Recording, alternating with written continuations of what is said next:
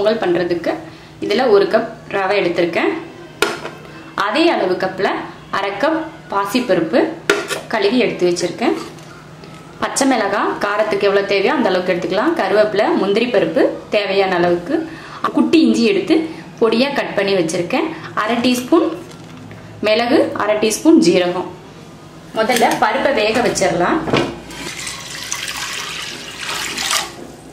இந்த செம்பில் ஒரு செம்பு தண்ணி ஊற்றிட்டு இன்னொரு செம்பு தண்ணி ஊற்றிக்கலாம். இந்த இதில் தான் நம்ம ரவையை வேக வைக்க போகிறோம், அதனால ஒரே தான் இதுலேயே தண்ணி ஊற்றிக்கலாம்.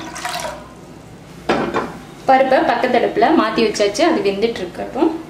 ரவையை வறுத்துக்கலாம்.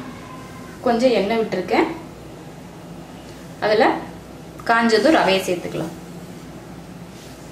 கூட எண்ணெய்க்கு பதில் நெய் கூட விட்டு வறுத்துக்கலாம். நமக்கு எண்ணெய் இல்லைன்னா நெய் ரெண்டில் எது வேணாலும் சேர்த்துக்கலாம், அது நம்ம விருப்பம். ரவையை வறுத்தாச்சு.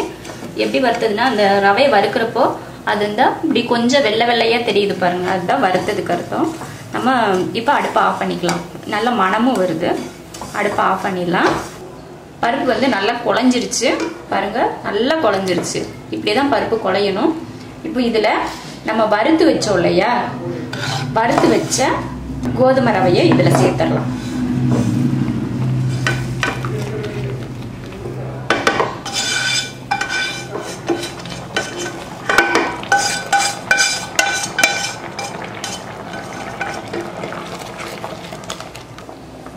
தேவையான உப்பு. அடுப்பு சிம்ல தான் இருக்கு.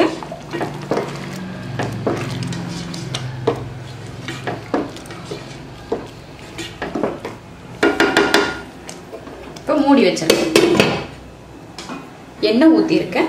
எண்ணெய் அல்லது நெய் ரெண்டுல எது வேணாலும் ஊற்றிக்கலாம். நான் எண்ணெய் தான் ஊற்றிருக்கேன். எண்ணெய் காஞ்சிருச்சு. அதில் மிளகு, ஜீரகம், இஞ்சி,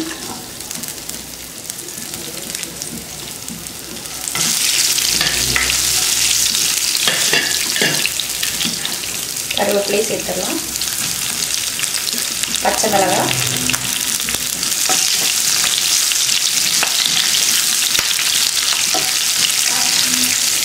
ஜீரகம், மிளகு, பச்சை மிளகாய், கருவேப்பிலை, இஞ்சி சேர்த்துருக்கேன்.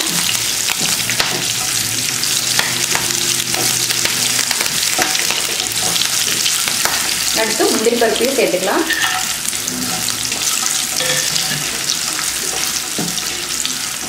இப்போ வறுத்ததை நம்ம பொங்கல்ல கொட்டிடலாம்.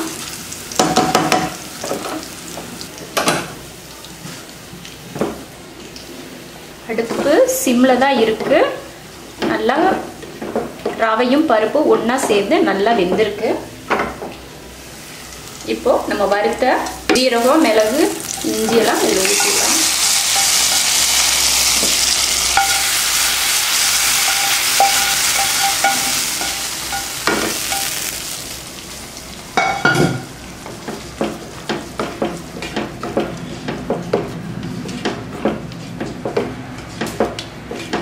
நல்லா தண்ணி வத்தி இருக்கு. உப்பு எல்லாமே கரெக்டா இருக்கு. இனி லைட்டா இப்ப தாளிச்சு கொட்டியிருக்கோம் இல்லையா, அதனால ஒரு நிமிஷத்துக்கு மூடி வச்சு அதுக்கப்புறமா ஆஃப் பண்ணிக்கலாம்.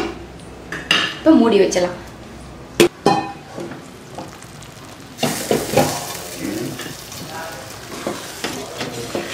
அவ்வளவுதான், பொங்கல் ரெடி ஆயிடுச்சு. இதுல கொஞ்சம் மல்லித்தலையை தூவிட்டு ஆஃப் பண்ணிக்கலாம். அவ்வளோதான், அடுப்பை ஆஃப் பண்ணிடலாம். இது கூட தேங்காய் சட்னி, கார சட்னி வச்சு சாப்பிட்றதுக்கு ரொம்ப நல்லா இருக்கும். நீங்களும் இது போல கோதுமை ரவையில பொங்கல் செஞ்சு பாருங்க, ரொம்ப நல்லா இருக்கும். பிடிச்சிருந்தா லைக் பண்ணுங்க, மற்றவங்களும் பார்க்கணும்னு நினைச்சீங்கன்னா ஷேர் பண்ணுங்க, மறக்காம சப்ஸ்கிரைப் பண்ணுங்க. நன்றி.